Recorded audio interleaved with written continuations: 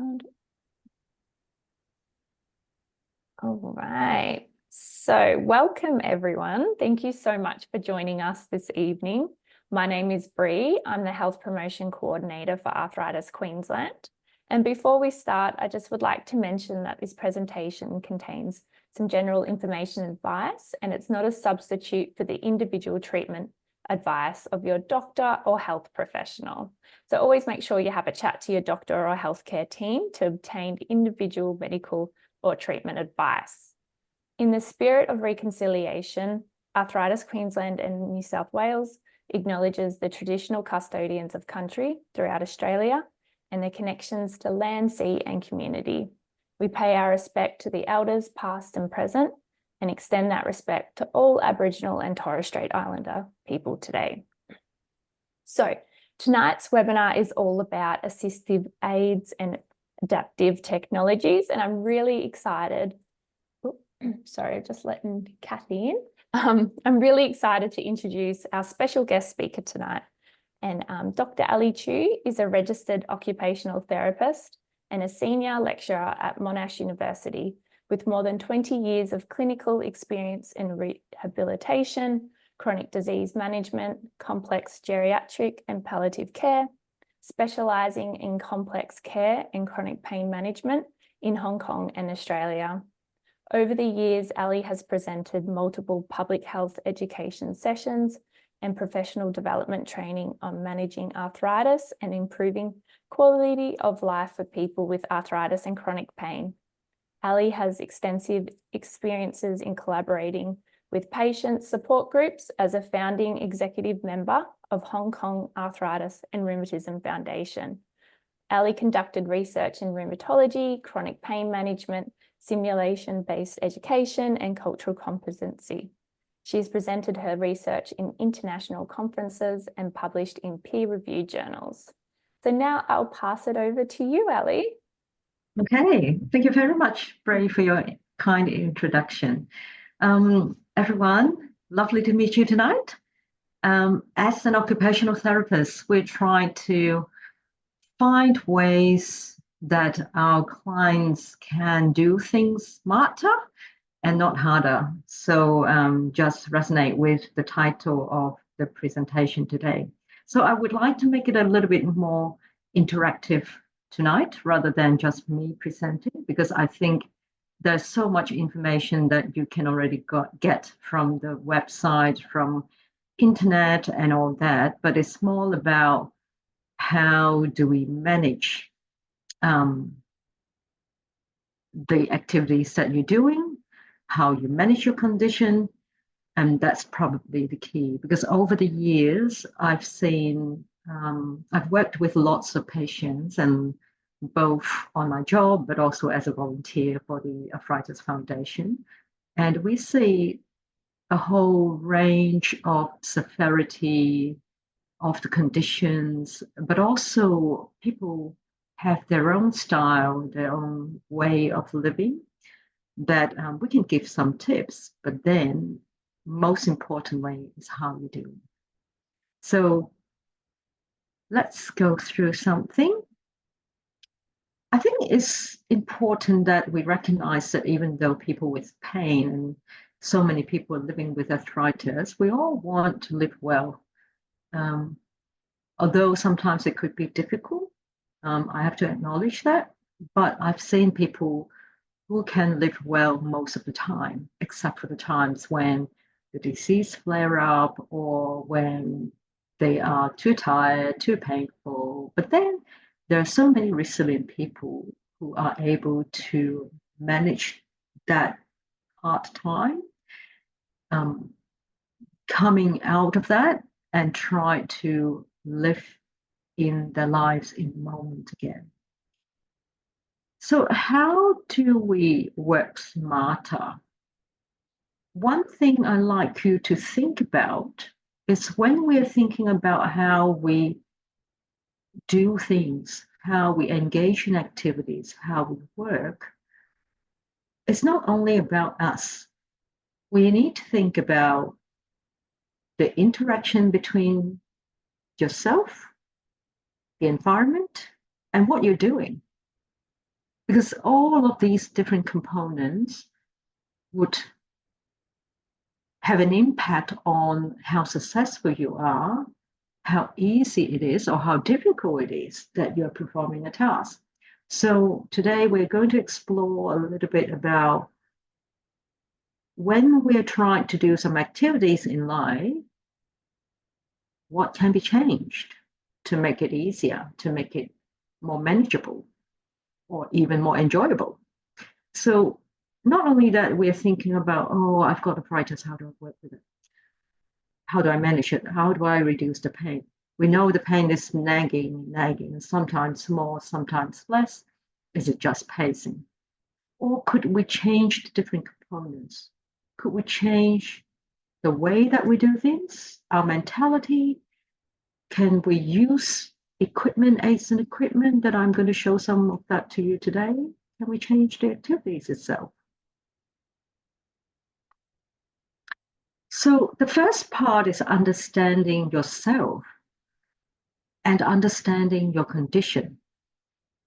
So for me, over the years, I find that sometimes people that I work with confused about how to manage osteoarthritis and how to manage rheumatoid arthritis. Can I ask, I'm not going to ask you what condition you have, but I'm just going to ask you, do you know anything about the differences between osteoarthritis and rheumatoid arthritis? Can anybody tell me? You would be the expert, I think. Anybody brave enough to tell me?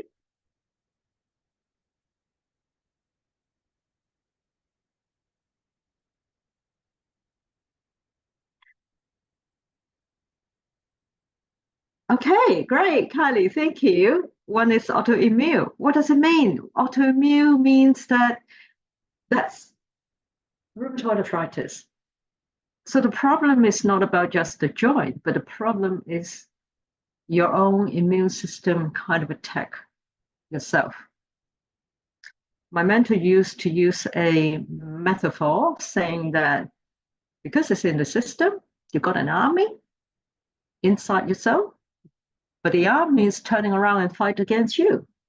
So, or you got a fire going on, like inflammation, like a fire going on within your body, and then somebody need to put that fire down. So the medication would be useful in controlling the disease a little bit, but then we know that it affects the whole body system. And so you've got flare-ups at times. And if you're good enough to be able to recognize that, that is really, really useful. Because if you know when it is because of the disease flare-up that you're getting that caused you the problem, rather than you're trying to do too much, then you know that during the time that you have a flare-up, you probably need to rest a little bit more and see when the flare-up dies down a bit. So one of the ways of understanding that would be thinking about if you have morning stiffness, like finding it really stiff in the morning. Are you aware that your morning stiffness time and duration has increased during the flare-up? Or is it pretty consistent all the way through? Medication make you sicker, frustrated because everyone thinks Trojan disease, poor thing. It doesn't cure RA, I understand that. It doesn't. And getting the right amount of medication is really, really important. So you need to work with, hopefully you've got a rheumatologist that you can work with that could help you to adjust that cocktail to help with your condition. But they are important.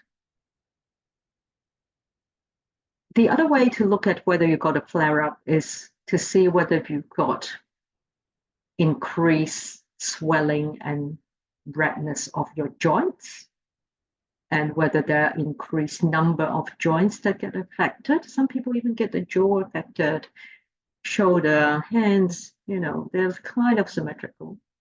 So the important thing is when it is during flare-up, of course you can use equipment, aids, change the way you do things to make things easier, but it's also important for you to manage it. Now, let's talk about osteoarthritis.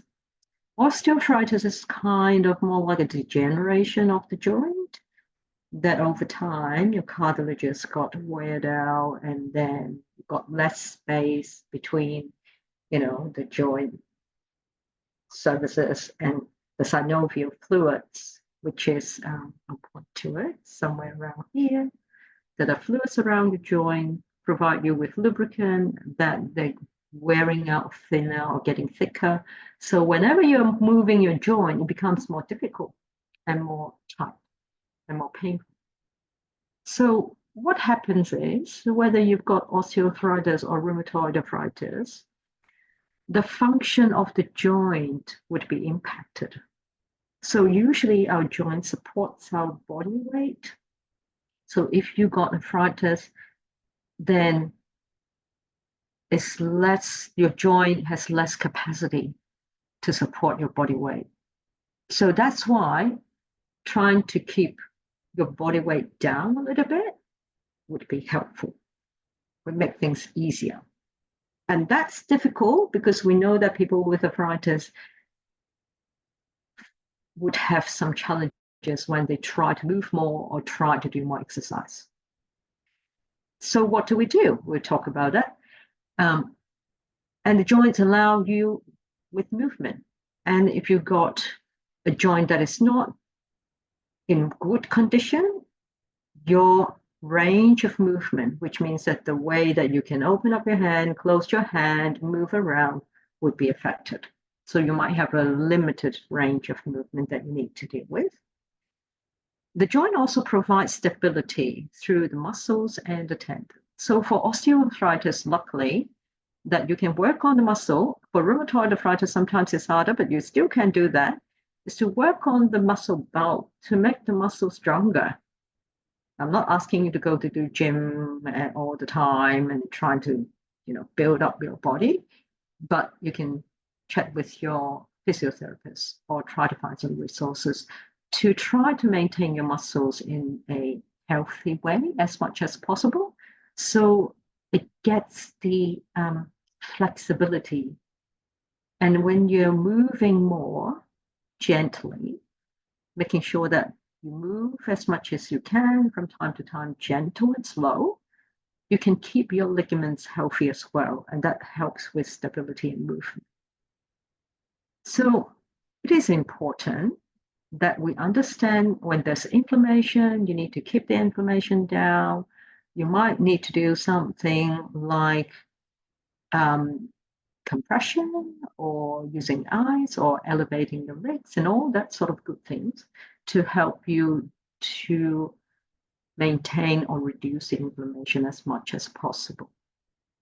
The other thing that's important is to be aware of your ability. So not just focus on the negative side, but think about what I can actually do.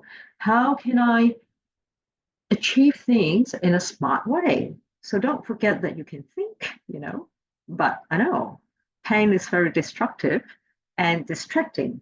So maybe we need to find ways to help ourselves to ground ourselves, to focus. So that's why mindfulness is helpful, that you can ground yourself, try to focus on the task that you're doing, focus on ways that you want to change rather than focus on the pain and the negativity. Okay, so when you have inflammation, there are a few things that you need to bear in mind on top of using aids and equipment, because sometimes we get the illusion that if you're using the aids, the brace, the splint, the compression thing, they're all going to help you so you can do more. Right, be careful with that. If you're really having inflammation, you still want to be moving gently and doing things, but not trying to push yourself too much, because you want to avoid overuse. You want to protect and support your joints. And I'm not going to talk too much about the braces, the splints, and compression sleeve now, because splint can help you, but can also limit you. So I would suggest to you that if you're feeling that you might need some advice on using splints or braces, then you would need to talk to your hand therapist or maybe occupational therapist. So I got in the chat that I'm opening up the chat. Then I think someone is saying that you've got osteoarthritis and you find that I have some difficulty opening my chat. Yeah, there we go. Good. So you have osteoarthritis. Oh, okay. Sorry, I've got a question about flare-up. What do I mean by flare-up? I find it difficult to explain to others, even though I know what I'm feeling and experiencing. So a flare-up is a time when you're... Now, let's talk about rheumatoid arthritis first. If you're having rheumatoid arthritis and if you're having a flare-up, it means that your disease activities has been raised. Okay, so your body is attacking itself more at that time. If the doctors try to get to do some blood tests, then the inflammatory indicators would go up. So that's when you're getting flare-up. If you're having osteoarthritis, it's a little bit like chronic pain, that the flare-up could be caused by overuse sometimes. So if you think about, okay, even for healthy people, if I go on a marathon or if I go on to do some really heavy activities like gardening, lifting bricks and trying to do some landscaping for a long period of time, then 36 to 48 hours later, I'll start feeling the pain and the stiffness. Not immediately, that's the problem. You may not feel it immediately. You feel it a little bit later. So that's why it's so hard to pace yourself, because by the time you know that you need to stop, it's too late. So what do?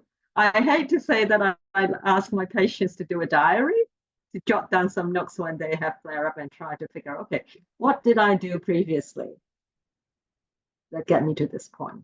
And how long would it cost me to have pain? Is it a 2-day, kind of can't do anything, really, really painful? Or is it that I just need to sit down for 2 hours or 1 hour, half an hour, and then I can go on again? Kind of like if you can recover within 30 minutes, you're fine. Okay. If you cannot recover more than after stopping for 30 minutes, you've done too much. Okay. And for some people who have back pain, chronic pain like that with multiple joints pain, it's not just 30 minutes.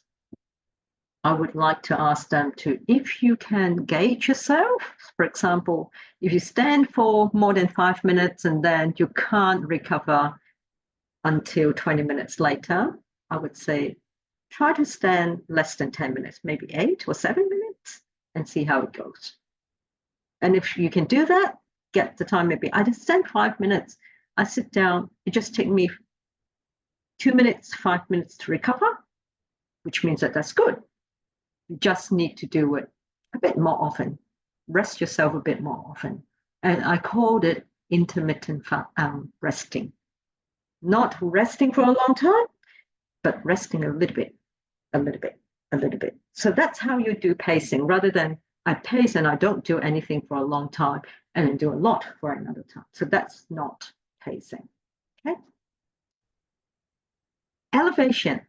Whenever you have swelling, whether it's your feet, your hands, elevation helps to reduce the swelling. Some massage would help as well.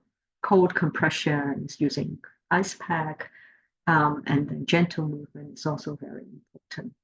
So I go back to the Diane's post that you have osteoarthritis, but most of your pain occurs at night when I'm trying to go to bed, or it wakes me in early hours. It is mostly the top finger joints. Most nights I adjust my sleep position to try to alleviate it. Often tried compression gloves and failed to support the joint where I needed. Okay, compression gloves doesn't have any solid support. For some people, a splint or a splint with either thermoplastic support or metal support would help. And that's where you probably need to get some advice from hand therapists rather than trying to go to find some off-the-shelf support and try to wear it. Sometimes when it doesn't fit, it could block your circulation, which makes it worse. It could put you in a position which it shouldn't be. So, for example, there's something we call a functional position of the joint. I can, if you can see me, if you can see my hand, usually my wrist is not flat. It's slightly elevated. And I can get you to do something for me. I would like you to try to drop your hand like this. Try to pick up something, anything in front of you. So I've got an aid. I pick it up. How do your fingers feel? Is it working all right? Okay, try another thing. Try to use one hand to prop your hand up a little bit. So making sure that your wrist, your metacarpals, your fingers here is slightly raised. So it's not flat or dropped. Okay, kind of neutral, but slightly raised. Now try to keep this position. We call it neutral. Pick up anything you can. Can you feel the difference? Or if you're holding something like this, drop your hand and then change your position.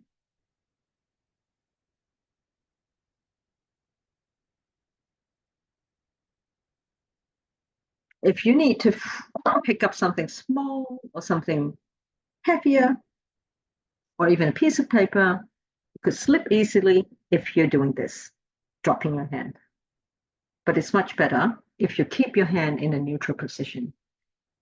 So that's why we recommend that when you're doing things with your hand, try to keep your hands in a straight, neutral position.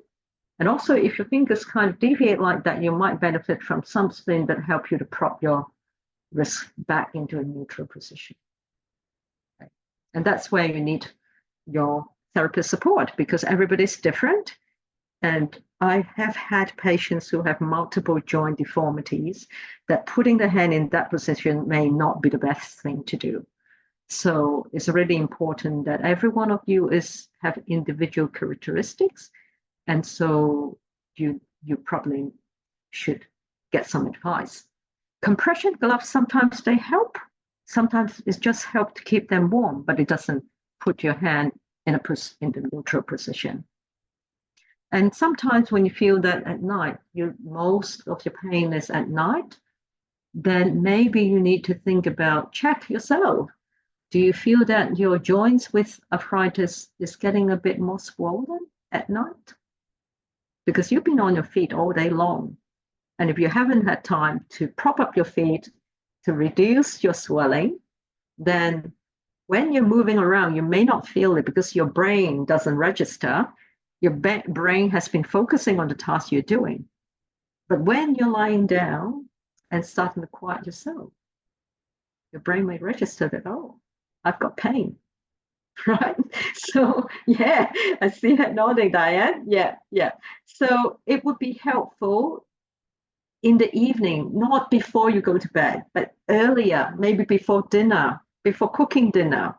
Prop your feet up, do some elevation, do some icing before you get on with other tasks that you need to do.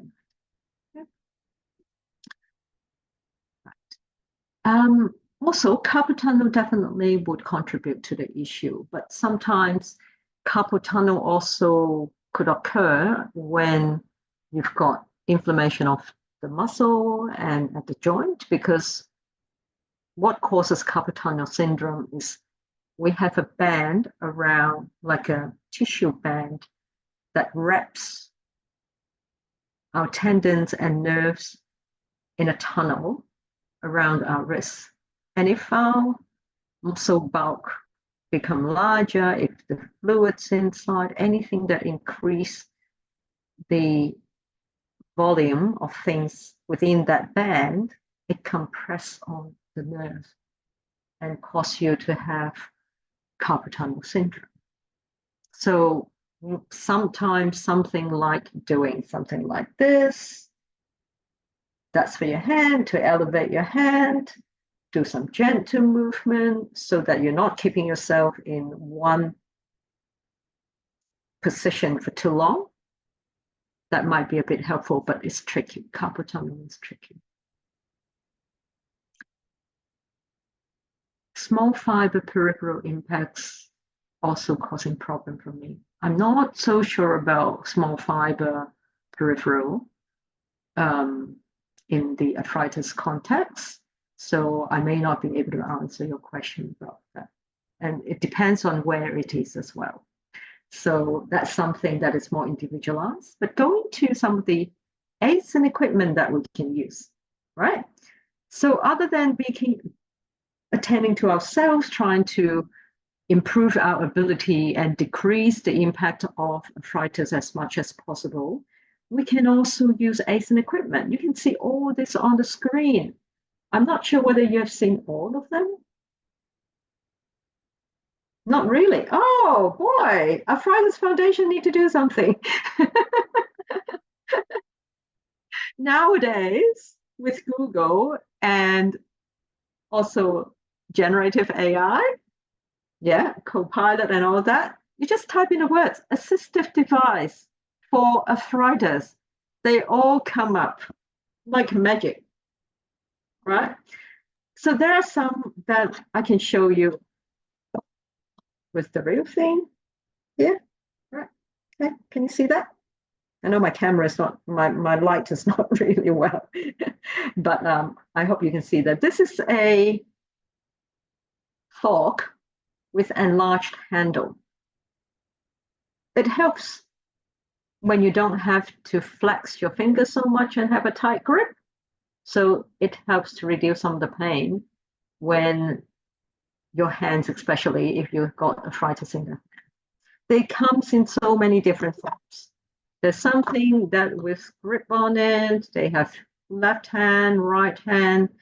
You can probably get some good grips utensils in most of the houseware companies or stores. There quite a number of them are available now. That is not too difficult to get them, but if you go to the medical equipment store, you can get them. But there's another way that is a much cheaper way to do it. Is I go to Bunnings and get some foam tubings and just insert it into the forks and knives and spoons. The reason I do that is because how can you get all this equipment in your room and your house? It'll be too expensive. I used to work with people who, a lot of people in the public system. Back in Hong Kong, I have quite a lot of clients who live in housing estates, receiving disability allowance and things like that. So, and also they don't really have NDIS forging the equipment, providing that sort of support, financial support. So we look at ways where our clients can actually do some DIY kind of stuff to help them to not have to purchase the aids that they can make themselves and save some money for the ones that they really need to get in the store. So for example, a rocker knife, you can't make a rocker knife. You might need to get it if you want it. It may work or it may not work for you. I don't know whether New South Wales got independent living centres, but in some of those centres, you can have a trial. And we also have independent living specialists all across Queensland as well. Right. We've got so many different storerooms, so I always let consumers know to give them a call so they can go into the storerooms and showrooms, and check it out. The one thing that I hadn't seen before is the double-handed cups. That's why I was like, oh, I haven't seen that one before. This one, yeah, not Yeah. a child size one, but an adult size one. Yeah. Yeah. And this one is interesting too. You probably can't see it, and I don't know whether you've seen it yet. This one is like multi-knobs in the bottom, and it's a knob turner. Oh, no, So I it can haven't seen fit that any before. of the knobs. Yeah, it can fit any of the knobs, and your occupational therapist would be able to direct you to where to get them. But you can push it onto the knob, it fits the shape, and then you can turn it into a lever type of switch, which is very handy. So handy. Yeah, the L-shaped knife is quite good as well if you adjust to how to use it. So it keeps your hand in a neutral position without having to do this sort of chopping. So there's small ones, there are larger ones, there are also pot stabilizers and different types of can openers. But these ones are not that great for people with arthritis. Yeah. Because you have to grip onto it. Yeah. So they're not really that great. There are some other ones that are a little bit better. Trolleys are good when you need to move things around. So some of you might be using a four-wheel frame. This one is interesting and it's very useful, a kettle tipper. So, but now a lot of people are using the pressed hot water or something. But if you need to really use kettle, then that's one way of doing it. I love my food processor.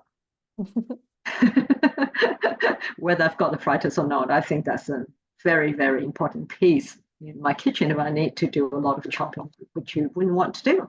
And of course, the other way is, well, do it yourself. Purchase something chopped up ones if you can, then even frozen ones, so it saves you some of the work. Opening packets. Opening button battery packets nearly impossible. Yes, because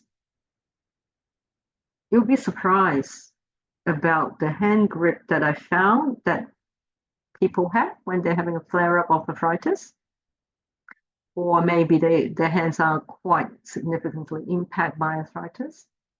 So normally, if I pinch something, if I use a measurement tool to measure the force of my pinch, I would be about 5 to 7 kg. For people with arthritis, 2. And if you got carpal tunnel syndrome, peripheral nerve issues with arthritis, which a lot of people could have with Sjogren disease and so forth, you can't feel very much. And when you can't feel fine, sensitive things on your fingers, when you feel like it's a little bit glove-like, what people tend to do is put extra force in gripping on something, which causes you more pain. So you need to be aware that if you can grip something and not really have to exert too much force onto it, try to remember, get your brain to connect with your hand to remember how much force you need to hold on to something and not overexert yourself. That's really important. You can retrain your brain. But if you keep going harder and harder and harder, your brain thinks that it really needs that much force to do it. So if you think about gripping something really small and need to pull it, exerting quite an amount of pinch grip, it's very hard. So I would advise, don't even try it. I would say carry a pair of scissors and just cut it up. Yeah, you don't need to. If you don't need to do it, don't do it. Save yourself some energy. This is tap turner. So it looks like this, that you can put it onto tap. If you still have those old type of taps, that's very helpful as well. Okay, I think these are more familiar, that people would have seen some of these. Oh, by the way, yeah, this one is the button 8. Okay, can you see it? It's hard to see, and maybe, yeah, that's better. Yeah. So like what you see on the picture, you try to weave through the hole and then loop it around the button and then you pull it out.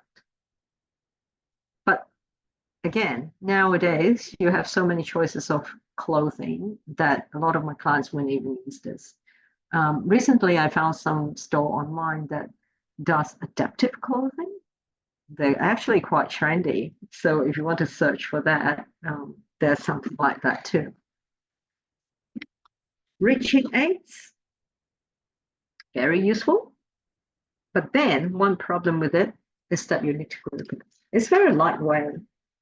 But still, if we think about force, unless you have a knee problem or hip problem that you shouldn't bend forward and reach and pick up the item, or you don't want to reach up too high to pick up the item, I would try to use the hand instead of trying to grip on this and use a reacher. But if you want to avoid reaching too far away, this is a great tool to use. There are so many versions around. I previously purchased something from, I can't remember, LD or Kmart or whatever. Very cheap ones, they didn't work. This one is something that you want to have a better quality one, because the ones that are not of good quality could break and also requires you to have more force or may not be able to pick up things that you want to. The good quality ones also got knobs here, and some of them got magnets here, like this one. You've got a magnet here for people to pick up coins or things on the ground when you can't grip onto it. So look for these features if you're trying to find a reaching aid. And some of them are foldable that you can put in a handbag, backpack. It's quite handy. And this one is, again, something that would be helpful, that if you can't reach your hand, you can use it for combing, like this. Okay, so you can adjust the angle as you want. That's for combing hair. I don't know any one of you got issues with putting on the socks, but there are socking aids that you can use as well. People would be familiar with shower chair. If you need those kind of things, it's probably best to engage a occupational therapist to do a home assessment for you and do some recommendations for you. If you need modification, you might be eligible for some government funding that can help you with that as well. Okay. This one is a swivel bath chair. If you have a bath and have difficulty getting in and out of bath, there are options of different types of bath bench, but this one slide around and turn around as well. So it's much easier for people to manage, and having a back to support your back is quite important for your balance as well.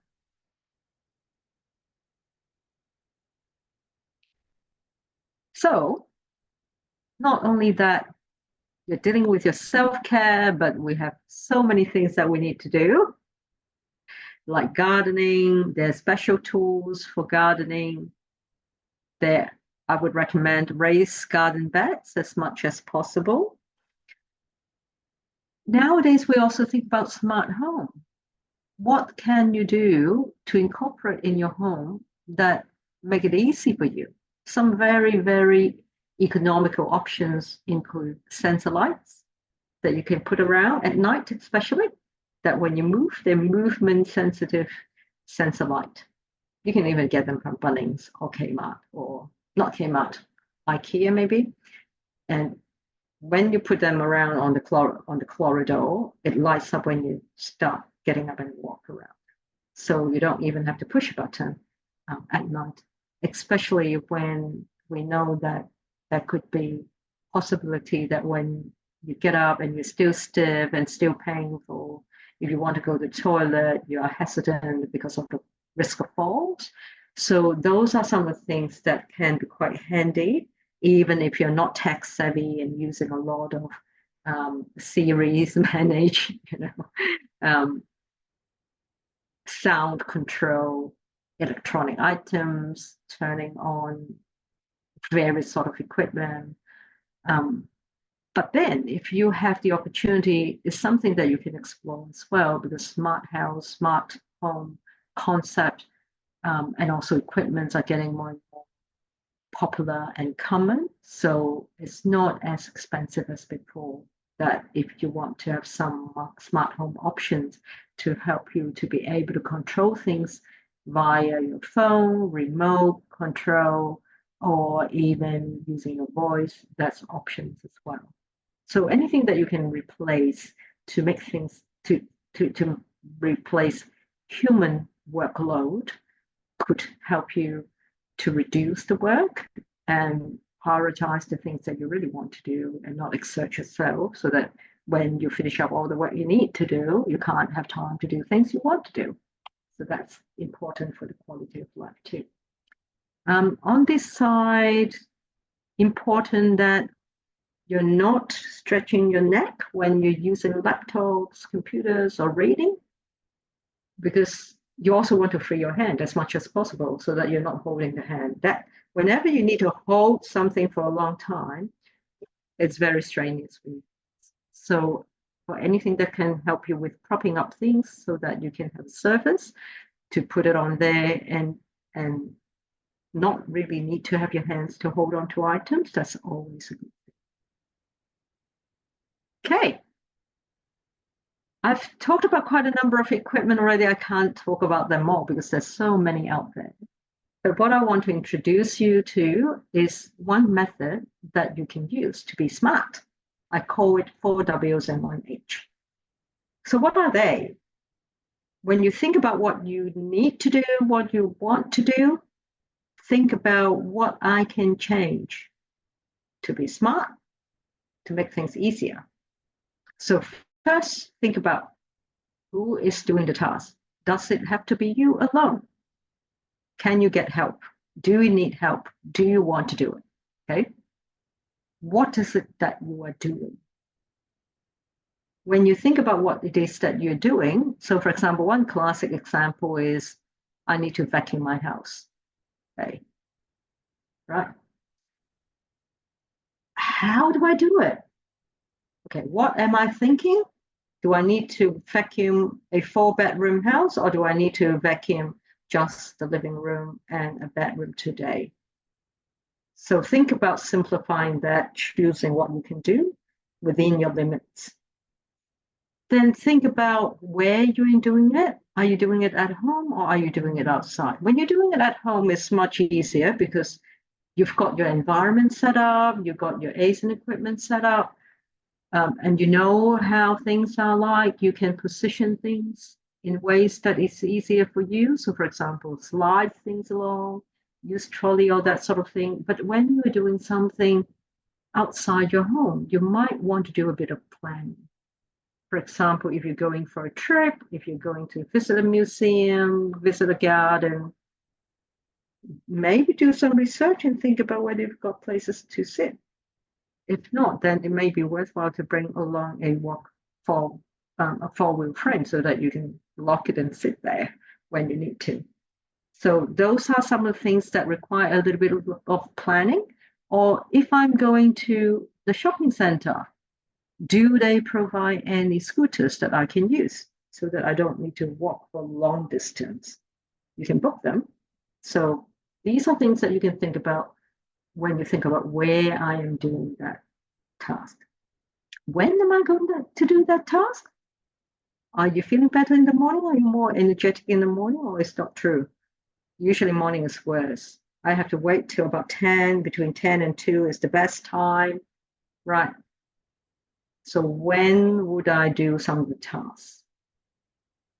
Or can I break up the task to do it in smaller bites than all at once? How do I do it? Do I sit down to do it, stand up to do it, use equipment, not use equipment?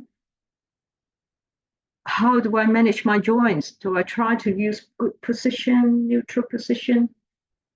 Have a think about that, because all these minor little things all add up.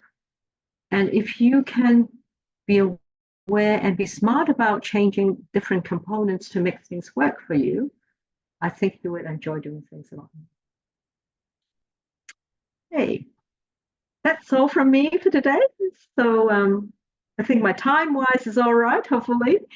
And I'm wondering whether you've got any more questions for me.